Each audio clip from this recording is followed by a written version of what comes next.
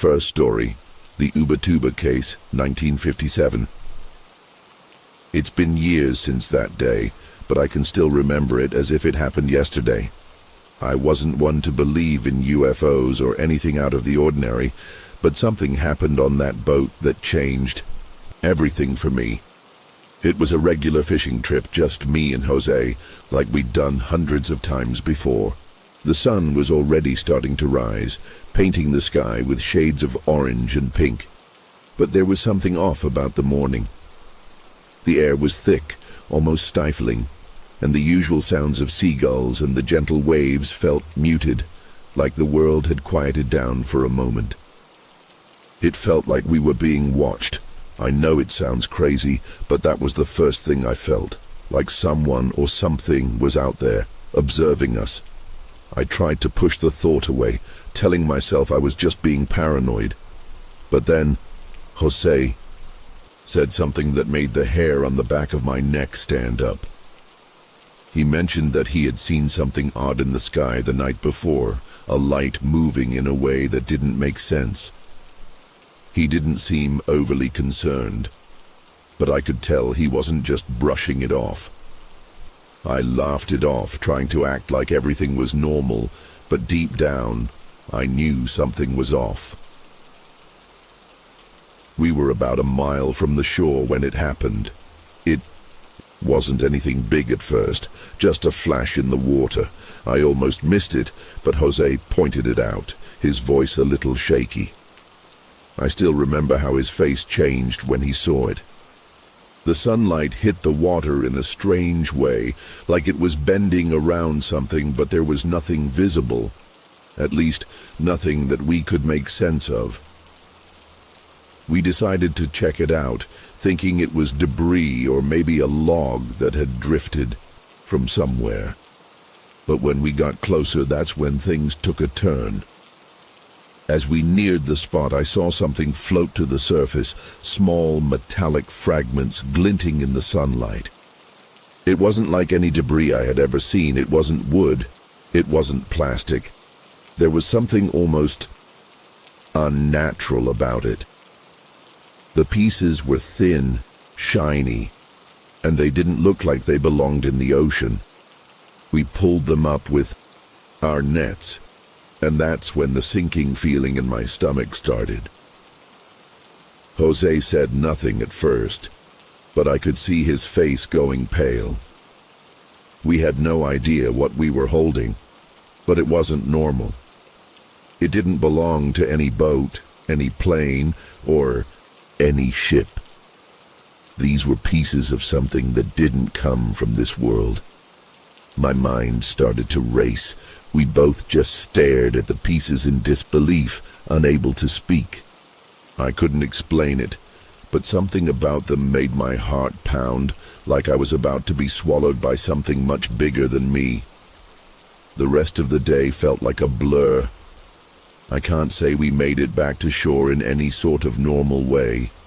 Everything was different after we found those pieces. We were both quiet on the way back, too afraid to talk about what we had just discovered, but neither of us could ignore it. I kept trying to tell myself that we had just found some kind of weird scrap metal, maybe from a shipwreck or something. But deep down, I knew it wasn't that simple. The pieces had a weight to them, an energy that I couldn't shake off. When we finally reached the dock, I had to make a choice. We could either forget it and walk away, or we could show someone. But I could tell from the way Jose was acting that he wasn't going to let it go. Neither was I. So we went straight to the local authorities. They didn't take us seriously at first. We were just two fishermen with some odd-looking junk, after all. But when they saw the pieces for themselves, their faces changed. They told us to stay quiet and not speak to anyone about it. But we both knew this wasn't just some accident. It was as if the world had shifted beneath our feet and there was no going back. After we spoke with the authorities, things started to feel wrong. We didn't hear from them for days, and when we tried to follow up, they acted like they didn't even remember us. It was like the whole conversation had never happened. I couldn't shake the feeling that someone had erased everything, or worse, they were hiding something from us. Jose, on the other hand, wasn't giving up. He kept trying to figure out what those pieces were, even though it felt like every door we knocked on was closed. But then, a few days later, we got a call from a man we'd never met. He introduced himself as a military officer. He wouldn't give us his name, and he told us to meet him at a secluded spot near the edge of the town.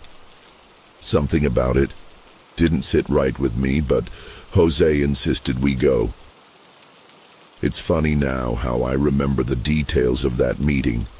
The man was tall, wearing dark sunglasses even though it was cloudy that day, and he didn't say much at first. All he did was look at the pieces we'd brought with us, his expression unreadable. When he finally spoke, his voice was low, almost too calm. He told us we had to forget what we had seen and never speak of it again. He made it clear that if we didn't, there would be consequences. I didn't know if I was more scared of the warning or the fact that this man knew so much about something we hadn't told anyone. After that, everything seemed to spiral. Jose became obsessed with those fragments. He would wake up in the middle of the night, staring at them like they held some kind of secret he couldn't unlock. He started doing his own research, digging into old books and reports about UFO sightings.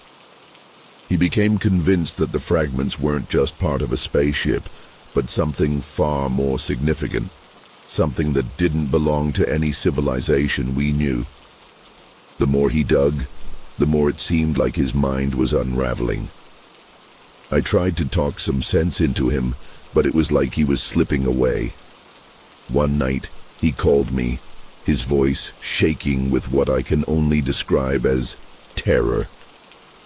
He told me he had seen something. I didn't know what he meant at first, but when I got to his house, I saw it in his eyes. Pure, raw fear. He wouldn't tell me what he'd seen, but he said that whatever it was, it had been watching him for days. He didn't sleep anymore, wouldn't even go outside at night. I thought he was just paranoid, maybe even losing his grip on reality. But something told me to stay close to him, because deep down, I was starting to believe him. It wasn't long before the nightmares started. At first, it was just Jose. He'd wake up in the middle of the night, drenched in sweat, his breathing shallow and quick. But then it happened to me too. I'd wake up gasping for air, like something was suffocating me, and the room would be eerily still. The worst part was the feeling that I wasn't alone. I'd hear strange sounds, scratching noises, low hums, and the occasional distant beep coming from somewhere I couldn't identify.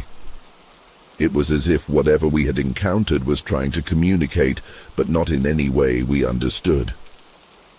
After a few days, I couldn't take it anymore. I went back to the shore, hoping to find something, anything, that could explain what we had experienced. But when I arrived, the place where we had found the fragments was empty. The water was still, nothing out of the ordinary. I felt this overwhelming sense of dread wash over me as though something had been taken from the earth itself. The pieces, the strange feeling in the air, everything about that day suddenly seemed unfinished. It wasn't over. It never would be. After that, things began to spiral even further out of control. Jose and I tried to ignore it, pretending like the whole ordeal was just a bad memory, but the tension never left.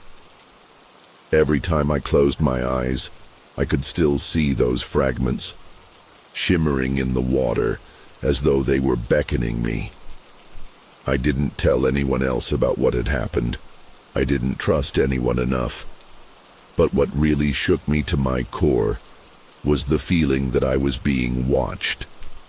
It wasn't just a gut instinct anymore, it was real. I started to see shadowy figures out of the corner of my eye, standing just beyond the streetlights at night. The worst part was that these figures weren't just outside, they were inside too. I'd walk into my house and feel the air grow thick, heavy, like it had been pressed down by something unnatural. And the dreams, God, the dreams. They weren't like any nightmares I'd ever had. I'd be standing in front of a dark metallic surface and I could feel something moving on the other side. I never saw what it was, but I knew it was watching me. There was a hum that filled the air, vibrating in my chest. And when I woke up, it was always the same. I felt more tired than when I went to bed.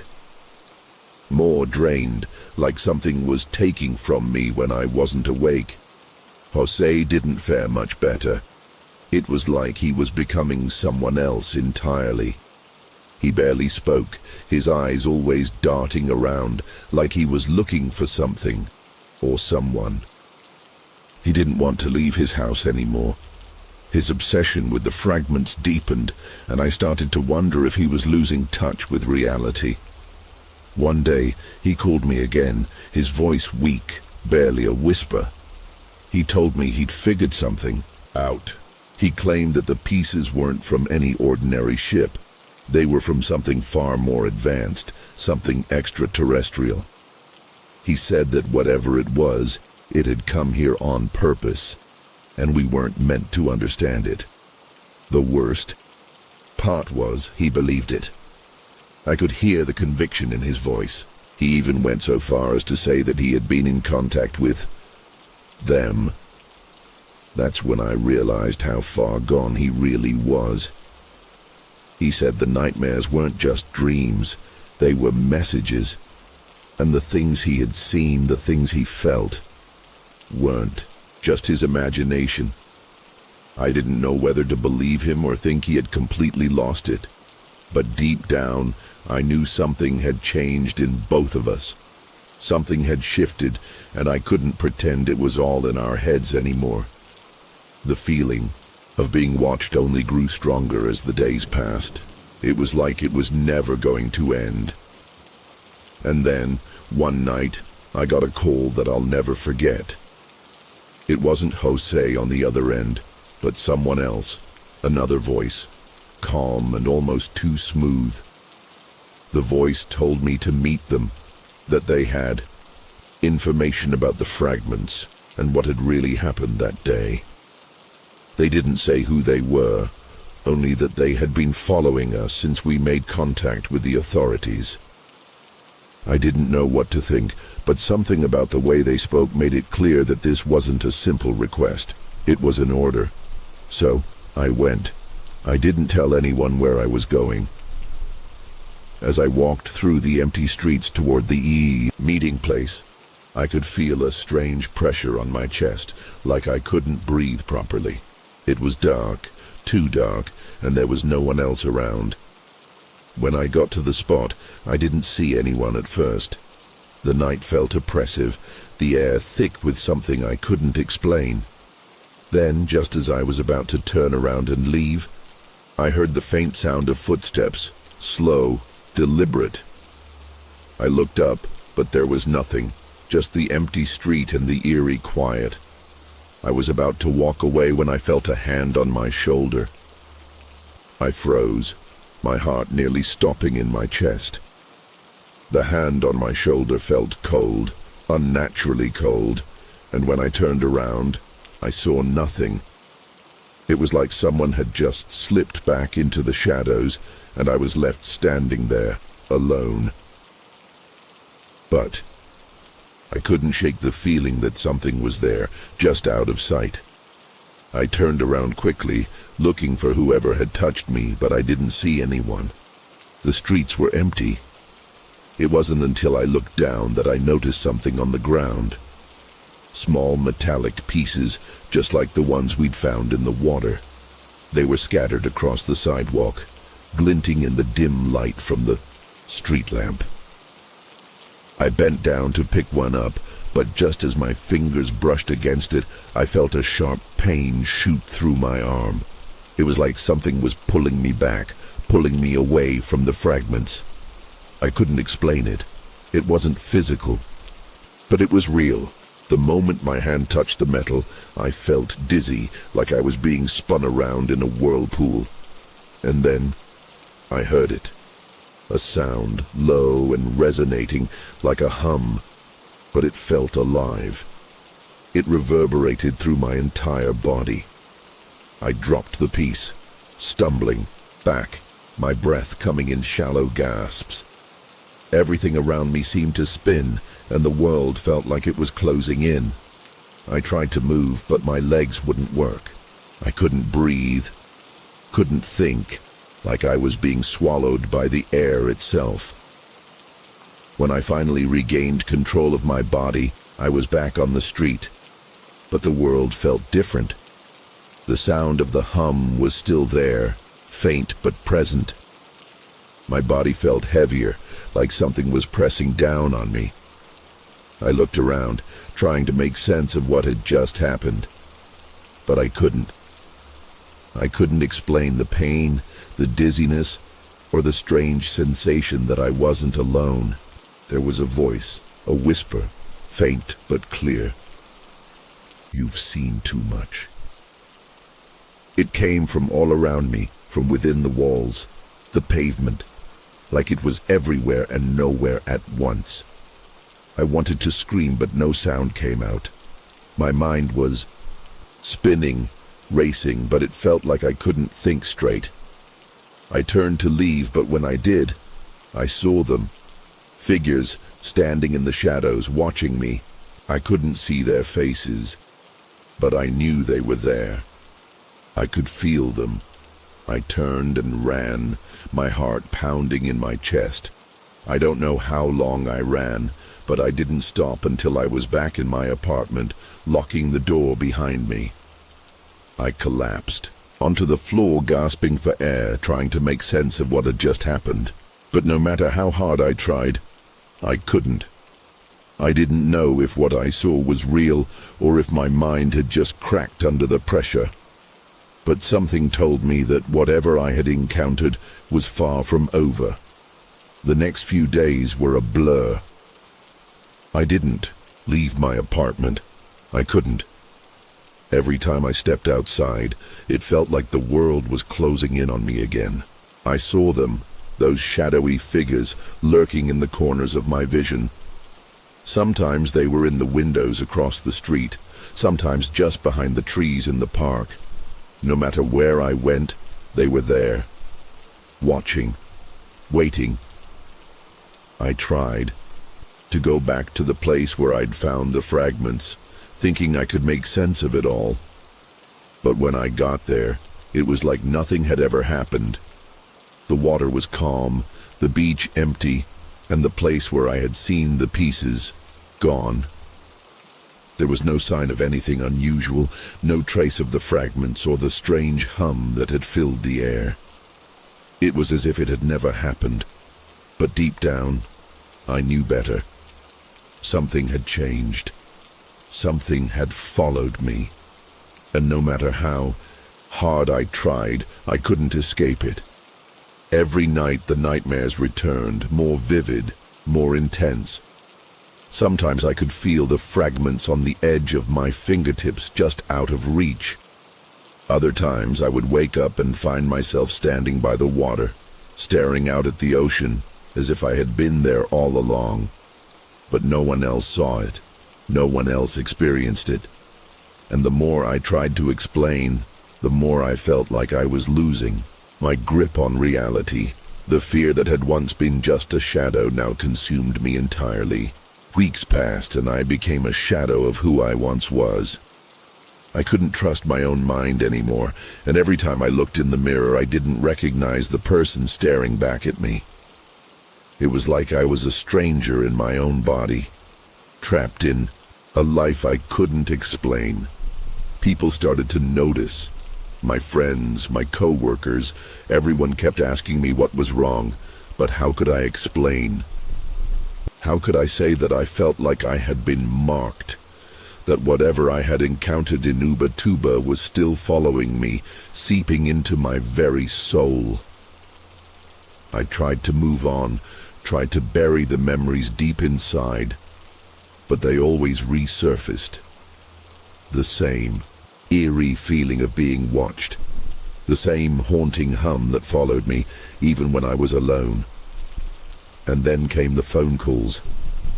At first they were just a few, strange numbers, untraceable, always the same voice on the other end. It was never clear, always distorted, but the message was the same. We know you're not alone. We know you're hiding something. The calls would hang up before I could respond, and each time I felt the hair on the back of my neck stand on end. I thought I was losing my mind. Maybe I was. I couldn't keep up with the paranoia anymore. I started keeping my curtains drawn, at all hours, triple-checking the locks on my doors. It felt like there was no safe place, no escape from whatever I had brought back with me. It felt like something was closing in, like the walls of my own life were slowly tightening. And then one day it all stopped. The calls, the figures, the hum, everything. It was like someone had pressed pause on the nightmare. For a brief moment, I thought maybe I was finally free. Maybe it had all been some twisted fever dream, a product of my own overactive imagination. I started to leave my apartment again cautiously, but I started living my life. Just barely. I even started sleeping, more, without waking up every few hours drenched in sweat, terrified of what I might see in the darkness. But even then, there was a lingering sense that something was wrong. Something was waiting. Then, a few months later, I was flipping through an old newspaper at a coffee shop when I came across an article that made my blood run cold. It was about a strange incident in Ubatuba, almost exactly the same as the one I had lived through. The article was dated just days after I had returned home from the beach, and it mentioned that a new group of scientists and military personnel had arrived to investigate the waters. They reported finding new fragments, similar in nature to what I had seen. But this time, they had found something else, something much worse. A set of unusual markings etched into the fragments, markings that no one could decipher. The report concluded that the fragments were not of earthly origin, but they were never able to explain their purpose or how they had arrived. It felt like a punch to the gut. It was all still out there, all of it. I wasn't crazy, I hadn't imagined it, and no one else had the answers. The worst part, the article ended with a single line that chilled me to the bone. This is not the last of them. I don't know if I'll ever fully understand what happened to me that day, or why I was chosen. But I can tell you this. I've never been the same. I see the world through different eyes now. I can't help but feel like I'm being watched, like there's always something just out of my reach. Something hidden in the darkness, waiting for the right moment. Every so often I hear that hum again, soft and distant, like a warning. And it always feels like it's coming from the ocean. Sometimes I wonder if I'm going to wake up one morning and this will all start again. I hope not.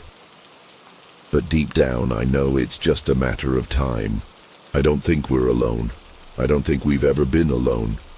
And I fear that whatever I saw in Ubatuba, it's still out there, watching, waiting for the right time to make its return. Maybe it already has. Maybe it never left.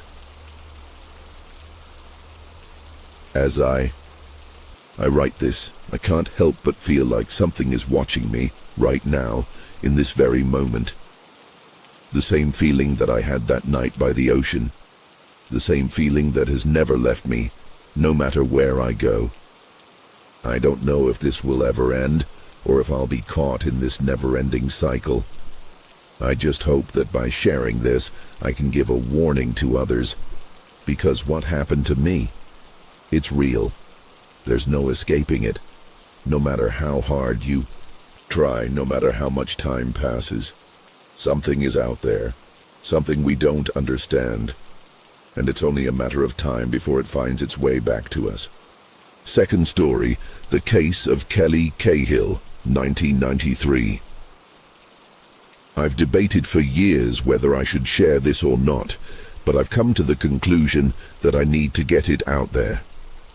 It happened in 1993 near Melbourne, Australia. My husband and I were driving back home from a weekend trip when it all started. We were on a quiet stretch of the road, surrounded by fields. The night sky was clear, stars scattered everywhere. Then, we saw it. A light. At first, we thought it was a plane, but it was far too low and moving strangely.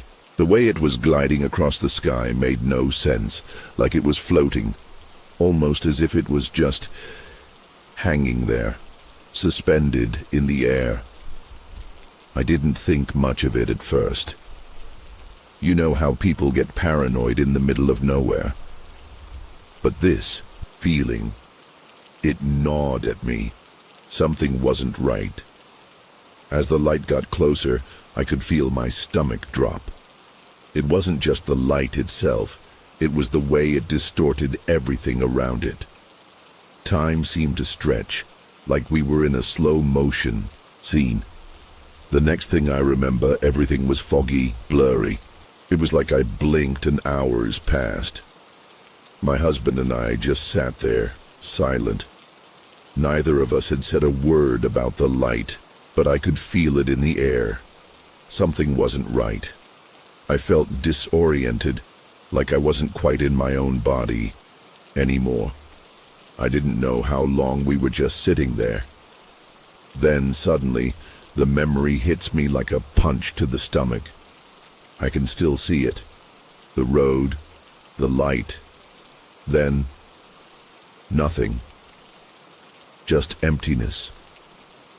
The next thing I can really remember is waking up. But it wasn't just waking up. It was more like coming to after being dragged through a fog. I felt heavy, disoriented, like I was underwater. My body ached, like I'd been pulled and stretched in ways I couldn't explain. My first instinct was to look around, but I couldn't move. I couldn't see clearly. It wasn't like I was in a car anymore. The air smelled wrong. It was sterile, almost metallic. The surface beneath me felt cold and hard. The weirdest thing was that I could hear voices, soft voices, but I couldn't understand them. I wanted to scream, but my mouth wouldn't work. My heart pounded in my chest, and then I saw them. I don't know how to describe them. They weren't like the alien drawings you see in movies. No big eyes, no green skin. These creatures were taller, with skin that was smooth, almost rubbery. They didn't have distinct facial features like we do, but I could see the outlines of their eyes. The worst part wasn't how they looked, it was the way they moved. They didn't walk, they glided. They didn't speak like humans do either. There was a sense of communication without words. I felt their presence, pressing into my mind like they were inside my thoughts, but I couldn't push them out. My body was frozen, but my mind was wide awake. Every instinct in me screamed to run, but there was no place to go. I had no way to escape. I felt trapped in my own skin. What happened next felt like hours, but I have no real sense of time anymore. The details blur together like a bad dream, but I know I was moved. They didn't drag me, but they didn't ask if I wanted to follow either. I remember floating. It was like I wasn't walking or being carried, but simply taken. The place I was in felt huge. Sterile walls, metallic surfaces, everything so perfectly arranged. There were no corners, no shadows. Everything was lit from within, but not from any obvious light source. I was placed on a table, and I could feel them studying me, poking at me, but not in a way that felt like a doctor's examination. It was invasive, alien. I can still feel the cold touch of their hands, if you can even call them hands. They didn't have fingers, just long appendages that seemed to melt into one another, and they prodded at my skin. There was a sharp pain on my abdomen, and then nothing. I don't know if I passed out or if the memory simply faded. What came next was the worst of it. I was lying there, unable to move, unable to scream.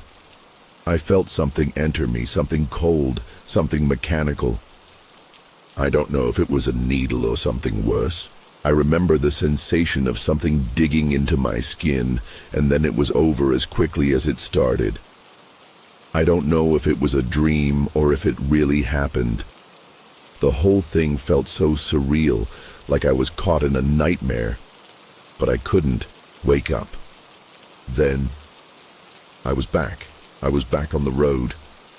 My husband was staring at me, shaking me, asking me if I was okay, but I wasn't okay. Not by any means, and the worst part, I couldn't remember how I got there. I don't know how long I was out of it, but the next few days were nothing short of terrifying. My body felt wrong, like I was wearing someone else's skin.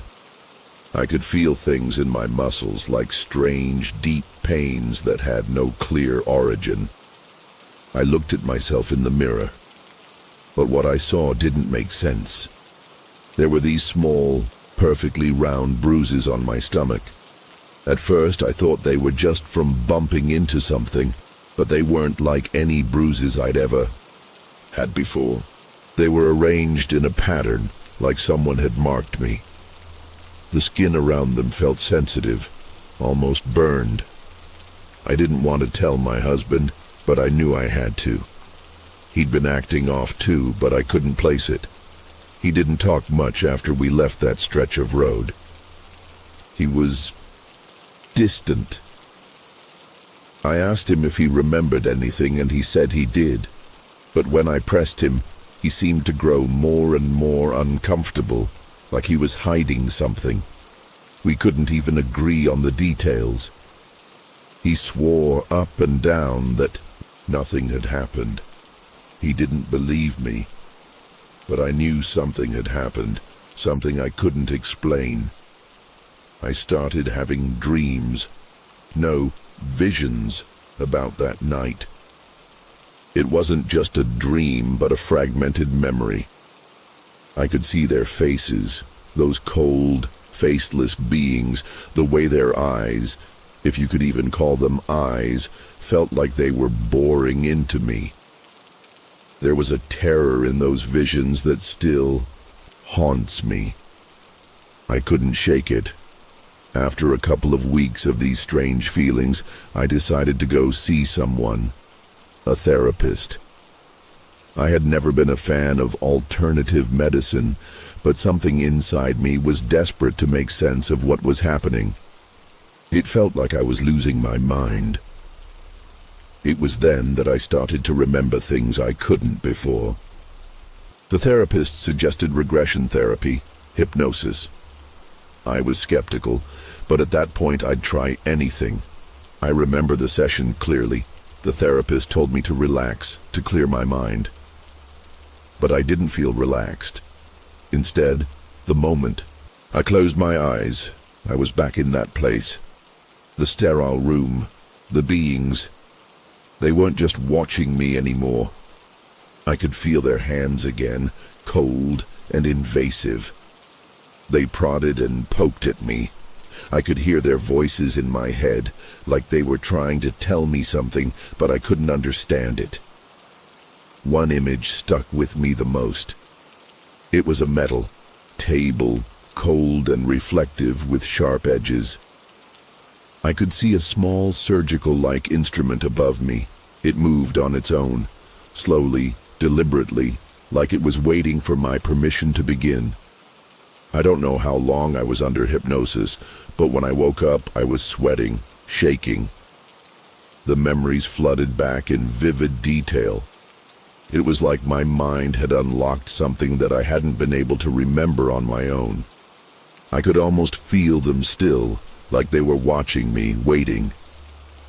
After that session, everything changed. The marks on my body weren't just bruises anymore. They were scars.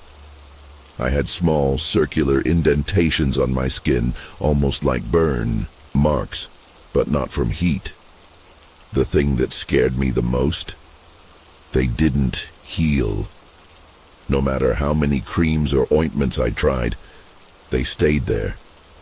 It was like my body had been altered. That's when I started doing my own research.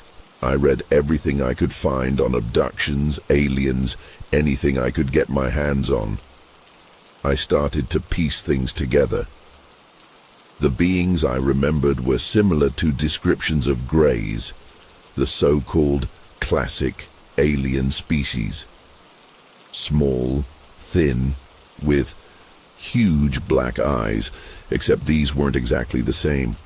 Their skin was smoother, almost like rubber, and they didn't seem to have any distinguishing features. Their faces were just flat. It felt like their whole existence was centered around studying, experimenting, and observing. The worst part? I started hearing things. I'd be sitting at home, alone, and I could hear soft clicking noises like something was moving around the house.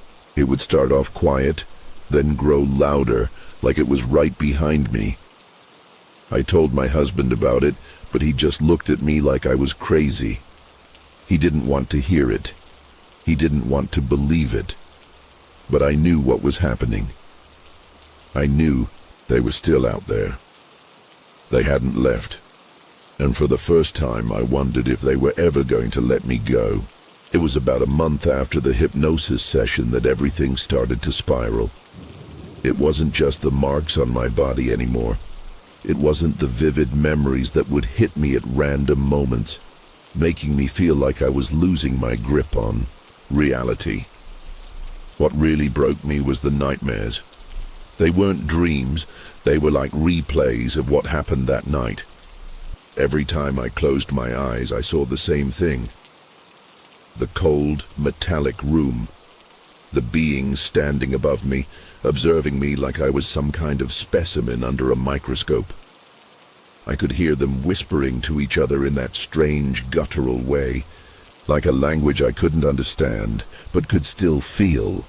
The worst part was the fear. It was a fear that didn't make sense because it wasn't just fear of them, it was fear of the unknown. Fear of what they had done to me, what they still might do. I didn't know if I was still being watched, if they had taken something from me that I couldn't remember, or if they were coming back to finish whatever they'd started. Every night the dreams grew more intense. I would wake up sweating, my body shaking, my heart pounding so hard I thought it might burst. But no matter how much I tried to convince myself it was just stress, just my mind playing tricks, a part of me knew it was real. Something inside me kept screaming that I wasn't safe, that I was still in their grasp. The turning point came when I found something that I didn't want to find. I'd been digging through my old things, trying to sort through the mental fog, when I came across an old photograph. It was from that trip we'd taken before everything happened. I hadn't even realized I'd taken it. It was a picture of the night sky, a blurry shot of stars. But when I looked closer, my stomach dropped. There, in the upper right corner, was a light. The same light. The one that had been hovering in the sky that night. I hadn't even noticed it when I took the picture, but now it was so obvious. It wasn't a plane or a star. It was too bright, too focused. I showed it to my husband, hoping for some kind of explanation, but he just stared at it for a few moments before shaking his head. He didn't remember taking the picture. He didn't remember seeing that light either. It was like I was the only one who could see it, the only one who knew. I felt my heart race as I stared at the photo. That light was confirmation. It wasn't my imagination. It wasn't just a weird glitch in the night sky. Whatever had happened, they were real, and they were coming for me. As the weeks went on, I became obsessed with trying to understand what had happened to me. I started researching everything I could about abductions. I found other people just like me who had gone through the same thing. Their stories were eerily similar: strange lights, missing time, and these weird, unexplained marks on their bodies. I started to wonder if there was something bigger at play here, something far beyond my understanding. I even looked into a local UFO group, hoping to find answers, but all I found were people who seemed just as lost as I felt. But there was one person in particular who stuck out. A man named Mark, who had apparently gone through a similar experience in the same area. I emailed him, but the response I got was chilling. He said that he had been in the exact same spot where I'd been. He'd seen the same light, had the same missing time, and had the same marks on his body. And what was worse, he said that his experience didn't stop after that night. He claimed that they had come back again and again. The more he told me, the more I felt a sickening realization growing in the pit of my stomach. I wasn't alone. I wasn't crazy, and they weren't going to stop until they had whatever it was they wanted from me. That's when things got even worse. I couldn't sleep anymore. I couldn't go a single day without feeling like I was being watched at all times. I started hearing things, small noises that didn't make sense, like someone tapping gently on the walls or something moving just outside my vision. Sometimes, when I'd look in a mirror, I could swear I saw something behind me, just for a second, a shadow or a shape, but when I turned around, there was nothing there. I started locking all the windows and doors at night, checking them obsessively, even though I knew it wouldn't matter. It was pointless. There was a feeling in my gut that they were still out there, watching, waiting. One night, around 2 a.m., I woke up to the sound of something moving in my bedroom. It was soft, almost too quiet, but it was there. I froze, not wanting to move or make a sound, hoping it would go away. My heart was pounding in my chest. I slowly turned my head, trying to catch a glimpse of what was there. That's when I saw it. In the corner of the room near the door, there was a figure standing there. I couldn't see its face, but the outline of it. It was wrong. It wasn't like a normal shadow. It was too solid, too dark. I couldn't breathe, couldn't move. My body was paralyzed with fear. I didn't know if it was one of them or if it was just my mind playing tricks on me. But I knew deep down that I was still being hunted. That thing in the corner wasn't human, and whatever it wasn't going anywhere. I've tried to tell myself that it's all just stress, that I'm imagining things, but I know the truth now. I know what happened to me, and I know that I'll never be the same. I went back to that road, the one where I first saw the light. I don't even know why I did it. Maybe I thought I could find answers, or maybe I was hoping that confronting it would make it go away. But when I got there, the place felt wrong. It was as if the air itself had changed, like the ground I was standing on was no longer the same. I couldn't shake the feeling that I was being pulled into something that I couldn't control. I felt dizzy, nauseous. That's when it hit me. The fear. It was back. That same gut-wrenching fear, like something was coming for me. I couldn't stay there any longer. I turned around, rushed to my car, and sped away. I don't know why I went back, but I know that I'll never go near that place again. I'm not sure if the beings I encountered that night are still out there, or if they've moved on to someone else. But every part of me believes that they never really left. They're still watching me, waiting for the moment they'll come back. I don't know how much longer I can keep pretending that everything is normal. It's been years since that night, and things haven't gotten any better. I still wake up at odd hours, my body covered in sweat. The feeling of those cold, probing hands still fresh in my memory. The marks on my body haven't gone away. Every time I go to the doctor, they look at me like I'm insane when I ask about them. I've stopped telling people about what happened to me because every time I try, I just get these blank stares. But the truth is, I'm scared. I'm scared they'll come back.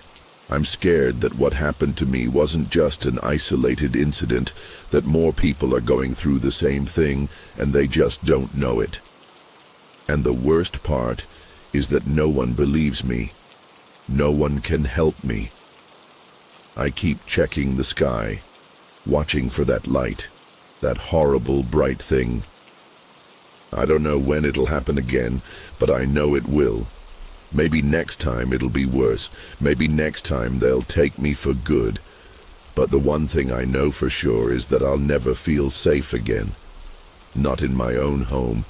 Not on the road. Not anywhere. Because I've seen what's out there, and it's not just the sky that's watching. It's them. They're out there, waiting. And I'm just waiting for the next time they come for me. It's hard to explain to people who haven't experienced it, but that feeling, the waiting, it's suffocating. Every day feels like a countdown, like any second, something could happen. I've tried everything to get on with my life. I've tried going back to my normal routine. But no matter how hard I try, I can't escape what happened to me. The memories flood back at the most unexpected moments. While I'm driving, while I'm cooking dinner, even while I'm lying in bed. I can't stop thinking about them. About those cold eyes that never blinked. About their hands, so precise and deliberate in their movements. It's like a part of me is still trapped in that moment, still stuck on that ship, with no way to escape. And then there's the sensation that I'm being watched. I can't shake it. I'll be in a room by myself, and it feels like there's something else there with me. Sometimes I'll catch a glimpse of a shadow moving out of the corner of my eye. I know it's not my imagination, but I can't make myself believe that it's real. It's like a constant, gnawing doubt, a feeling that I'll never truly be alone again. People think you're crazy when you talk about things like this. They laugh, or they change the subject, or they look at you like you're a freak. But I'm not crazy. I know what I saw. I know what I felt. And I know that something is still out there, watching, waiting. I can't escape it. I don't know how much longer I can keep pretending that I'm fine. Every time I close my eyes, I see them. Every time I look at the stars, I wonder if they're up there, just waiting to come back. Maybe they're waiting for me to slip up, for me to stop watching the sky. Or maybe they're just waiting for the right moment to take me again. I don't know what they want from me. I don't know if they'll ever let me go. But I do know that whatever it is, whatever they're after, I'm not safe. And I never will be. I've tried to get on with my life, but it's like there's a part of me that will never be able to escape what happened that night. I'm constantly looking over my shoulder, checking the skies. Every time I hear a plane overhead, I hold my breath, hoping it's not them. I've even started looking at other people differently. I'll see someone staring at me on the street or even in a store, and I wonder if they know. If they've been through it too. If they're one of them. There's no way to explain it. I can't even explain it to myself, so how could I expect anyone else to understand? I've tried everything I can think of. Hypnosis, therapy, even just trying to ignore it. But it's still there. I can't escape it. I try to remind myself that I'm just being paranoid, but deep down, I know it's not. I know that I'm not alone. I know that they are still out there, and they'll come for me again. There's no way to put into words the kind of fear that stays with you, that lingers in the pit of your stomach every minute of every day. The fear that something or someone is out there, just waiting for the right time to strike. I can't explain it, but I feel it. I feel it every time I hear a noise in the middle of the night, every time I look at the stars. It's this deep, gnawing sense of dread that never goes away. I don't know what happened to me, and I don't know what they want. But I know one thing for sure. I'll never be the same. I'll never be able to look at the sky the same way again. And that's the part that scares me the most, because I'm not sure if the fear will ever go away. If you're enjoying this and want to support the channel in bringing more chilling stories like this, any contribution is greatly appreciated. The donation link is just below this video. It's safe, easy, and fast. No registration required. Even the smallest support means so much. Thank you for joining me on this journey. Third story, the case of Linda Moulton, 1979. It was the summer of 1979. I had just finished a long drive through the vast, empty fields of rural America. It had been a rough few weeks, investigating cases of livestock mutilations in this isolated part of the country. As a journalist with a deep interest in UFO phenomena, I thought I had seen it all, or at least heard about it. But I was wrong. I was wrong in ways that still haunt me today, and I've never been able to explain it. That night, in the middle of nowhere, things got real. I never planned on having a personal encounter with whatever I was investigating. But something about that night was different. As I parked near a field, the stars above seemed unusually bright, like they were watching me. The air was unnaturally still. The usual rustling of insects and critters was absent, leaving me with an eerie silence that pressed against my ears. I stood there for a while, staring up at the sky, wondering if I had missed something. It's hard to explain, but there was this strange pull, a magnetic force almost, urging me to look deeper into the sky. I should have left right then, but I didn't. I had a job to do. I wasn't prepared for what happened next. The moment I took my first step into the field, it felt as if the ground had shifted beneath me. Not physically, at least not that I could tell, but more in the way the air felt, like a sudden change in pressure. My skin prickled, and the hairs on the back of my neck stood up. A sound, like a low hum, almost imperceptible, began to vibrate in the air around me. I stopped, confused. It wasn't a noise I could place. It wasn't like the sound of wind or animals. This was different, unnatural. The hum grew louder, vibrating through my chest. And then, the lights. Out of nowhere, they appeared in the sky.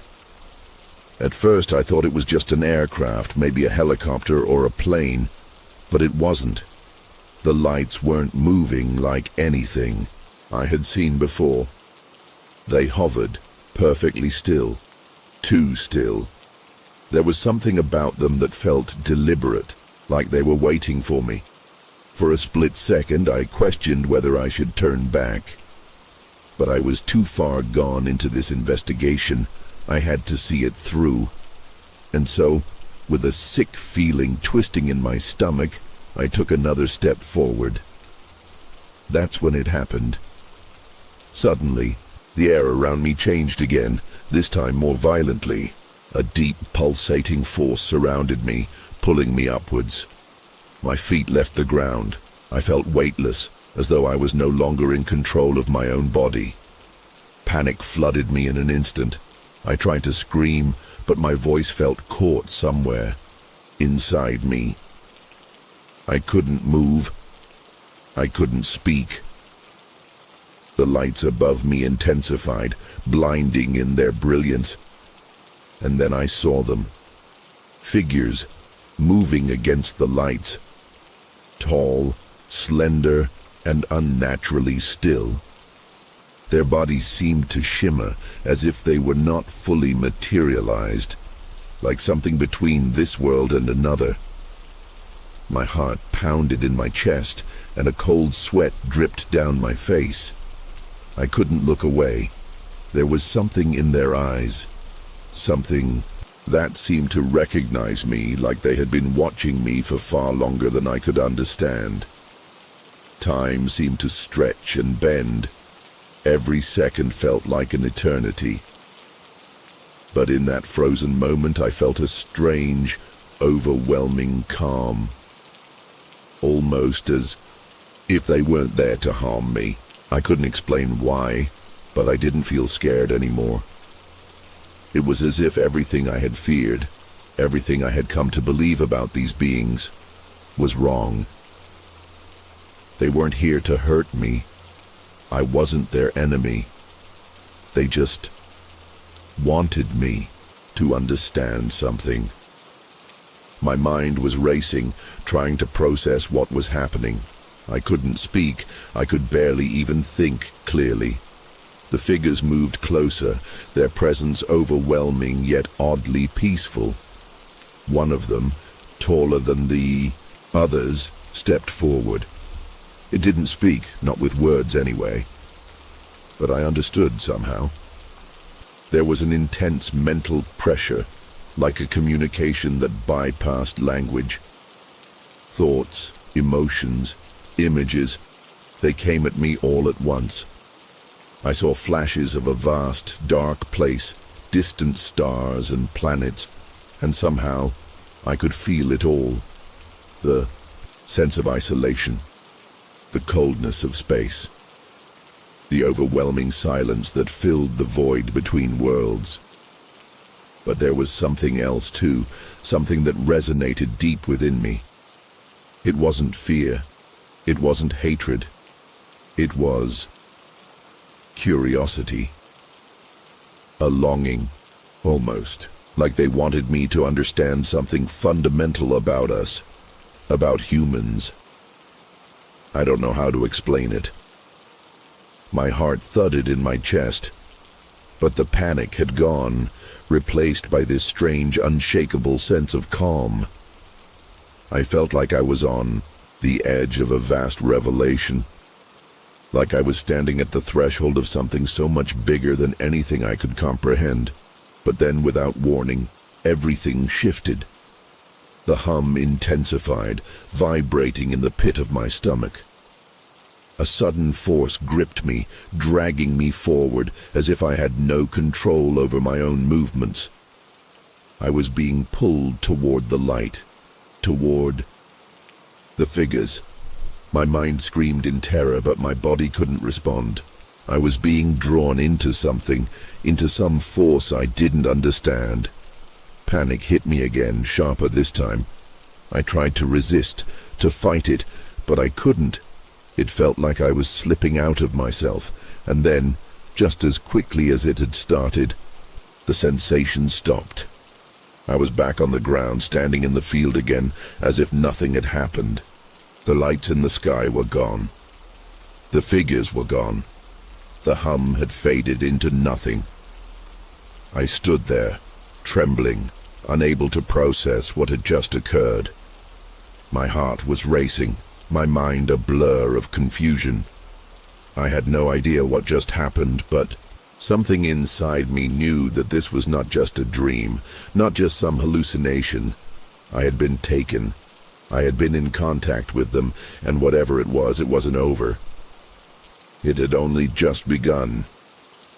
I don't know how much time passed. I could have stood there for minutes or hours, it didn't matter. My mind was spinning, trying to make sense of what I had experienced. I thought I had come prepared, armed with knowledge, ready for anything, but nothing could have prepared me for this.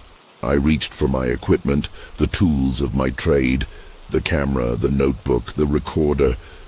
My hands were shaking so badly I could barely hold them. I wanted to document everything, to make sense of it, but how could I possibly explain what had happened? How could I put this into words, into any form that someone could understand? I wanted to scream, to tell someone, but I didn't know who would believe me, who could possibly understand. I had always been the skeptic, the one who questioned everything, even the most bizarre reports of alien encounters. But now, I knew the truth in a way that was far more personal than anything I had ever expected. And yet, I couldn't share it. I couldn't talk about it without feeling like I would lose myself, lose everything I had ever known. As I drove away from that field, my hands clutched the steering wheel so tightly my knuckles turned white. I didn't know where I was going, didn't know what to do with myself.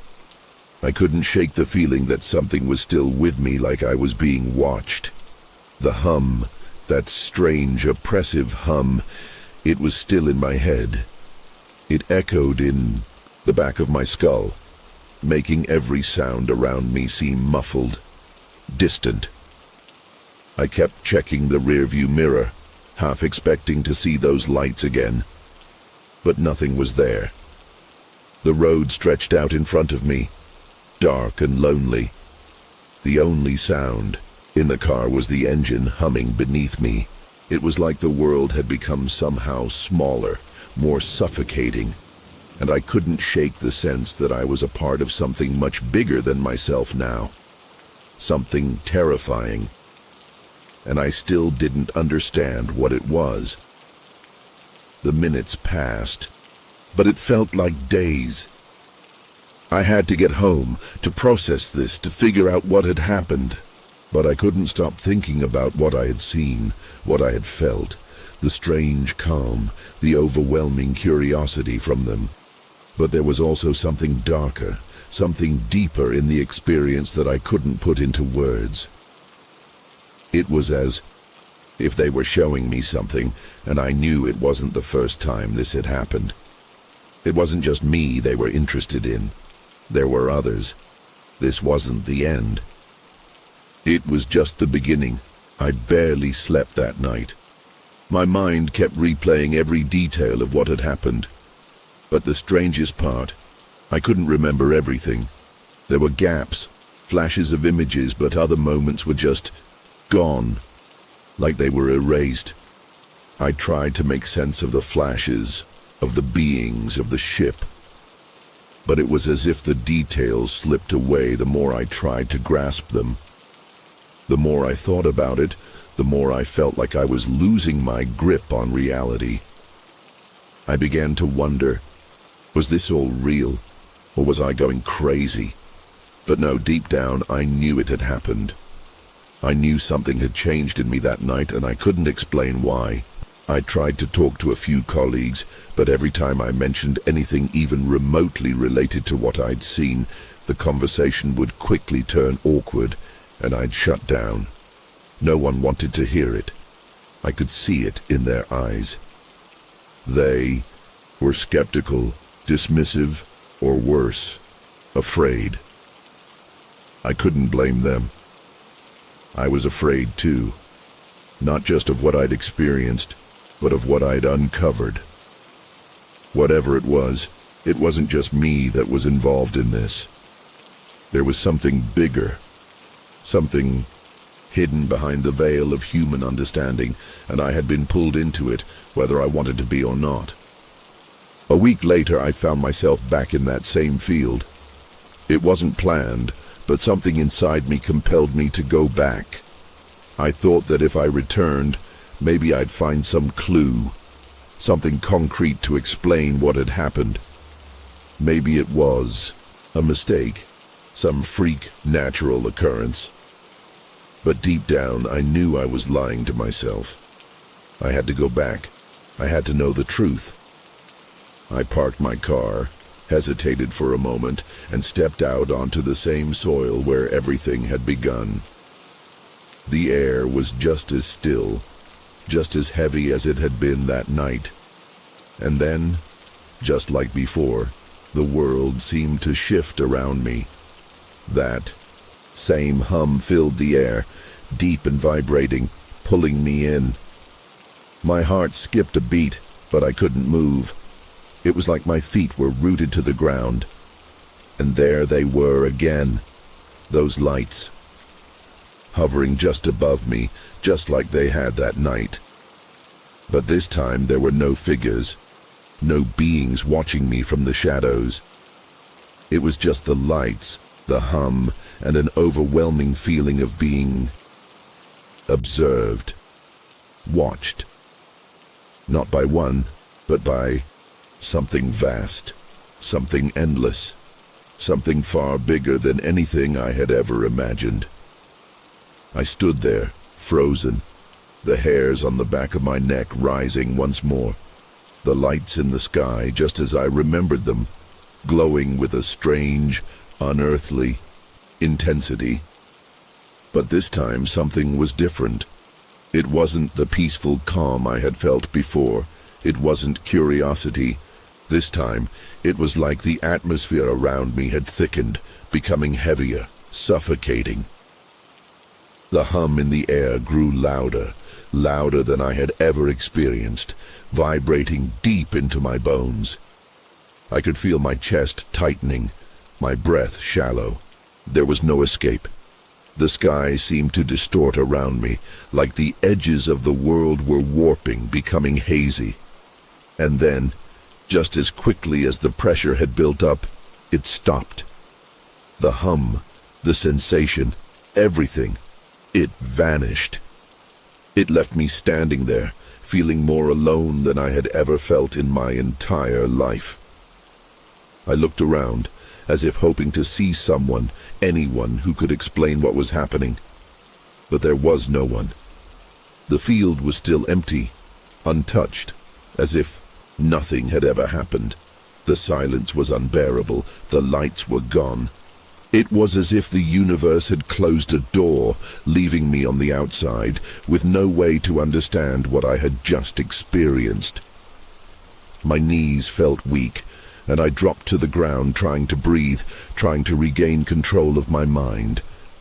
I could still feel the weight of their presence in the air, like a ghost that refused to leave. The drive home was torturous. I couldn't stop shaking. Every minute felt like an hour. I kept telling myself that maybe it was just stress, that maybe I had been imagining things. But deep down, I knew it wasn't true. I had experienced something real, something that my mind couldn't even begin to comprehend. The flashes of images, the brief moments of contact, those weren't hallucinations. They were memories, and I couldn't make sense of them. I thought about the beings again, how they seemed so distant yet so deeply familiar. It was like they weren't trying to communicate with me in the way we communicate with each other. No words, no gestures. Just an overwhelming sense that they knew me, that they knew humanity in a way we couldn't understand. I couldn't shake the feeling that they weren't just interested in us. They were studying us, watching us, observing something. But what and why? I didn't have the answers, but I felt a cold knot of fear in my stomach every time I tried to imagine their true intentions. I had been part of something I couldn't explain, and it was far from over. The next few weeks felt like I was walking through a fog. I went through the motions of my normal life. Work, meetings, interviews, but everything felt like it was happening to someone else. I had lost all sense of normalcy. I couldn't sleep, couldn't focus. Every time I closed my eyes, I saw their faces, the figures in the lights. Even when I tried to distract myself, the hum lingered in the back of my mind, faint but ever present. There were times I would be sitting in a room full of people, and I would suddenly feel like I wasn't alone, like there was someone or something watching me. I kept telling myself it was just my imagination, but I wasn't sure anymore. Was it really my mind playing tricks on me, or was it something more? The strangest part was that I couldn't remember everything. I would try to recall the events, but there were whole chunks of time missing, as if someone had wiped them clean from my memory. I tried to make sense of it. I even went as far as visiting a hypnotist, hoping it would bring back some clarity. I had to know more. But when I was under, everything that came out was jumbled, fragmented. Images, sensations, but nothing coherent. I couldn't piece it together. I didn't want to know the truth anymore. What if I didn't want to remember?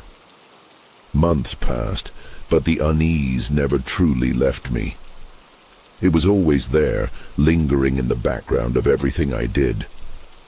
I tried to convince myself that the experience had been nothing more than a fluke, a side effect of stress or some kind of delusion brought on by the isolation of the field.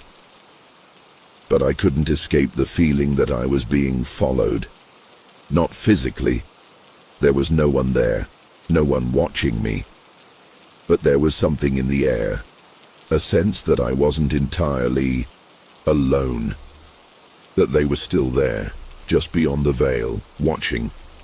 I'd wake up in the middle of the night, drenched in sweat, my heart racing, certain I had heard something outside, or that something was moving in the shadows. But when I checked, there was nothing. Yet, every time the sun set and the night began, I felt it again.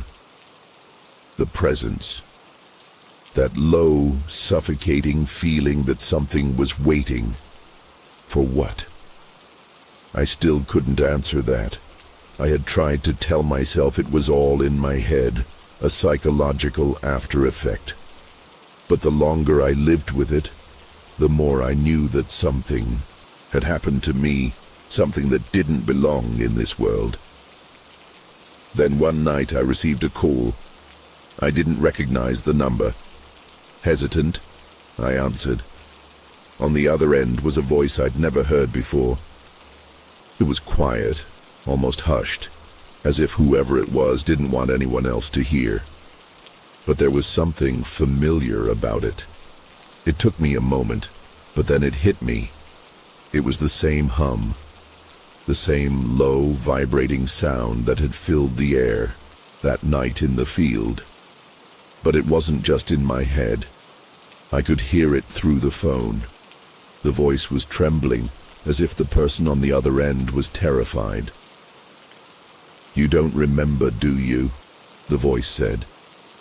It wasn't a question. It was a statement. I was silent, my throat dry, my hands clammy. "They've been coming for you. They're not done with you yet." Then, before I could respond, the line went dead. The silence that followed was unbearable. I sat there, holding the phone, my mind reeling. I couldn't breathe. What was happening? Had they contacted me again? Was this part of something bigger? Or was I losing my mind? The only thing I knew for certain was that the experience wasn't over. It had never truly stopped. I couldn't let go of that conversation. The message was clear. They were still out there, watching, waiting. And they hadn't forgotten about me. I couldn't sleep, couldn't focus on anything. The sense of being watched became overwhelming, but it wasn't like before. This time it felt almost like an invitation, A pull. Something was drawing me back into the unknown. I don't know what possessed me, but I found myself back at the field once again, under the cover of darkness. I had to know. I had to find out what was really happening. The night was eerily still, as though the world itself was holding its breath. The air was heavy with expectation, and then, just like before, the lights appeared. This time there was no hesitation, no confusion. I walked toward them, drawn by some unspoken force. The closer I got, the more intense the sensation became. The hum filled my ears and the pressure built around me, and then I was standing there, again in front of the figures, but this time there was no fear, only acceptance, like I had been waiting for this my whole life. The last thing I remember is the sudden clarity that washed over me. It wasn't like a physical sensation, it was something deeper, something I can't describe. But I understood then. I knew what they wanted, what they were doing. They weren't just observing us, they weren't just studying us, they were preparing us for something. But what? The answer was never clear. The moment they took me, I could feel myself drifting, being pulled away until I lost consciousness. When I woke up, I was back in my car on the side of the road. It was like nothing had happened. The lights were gone. The field was empty. It was all over. But it wasn't. I've spent the years since trying to make sense of it, trying to understand what happened that night. But I can't. The memory is fading, slipping away as if someone is erasing it from my mind, one detail at a time.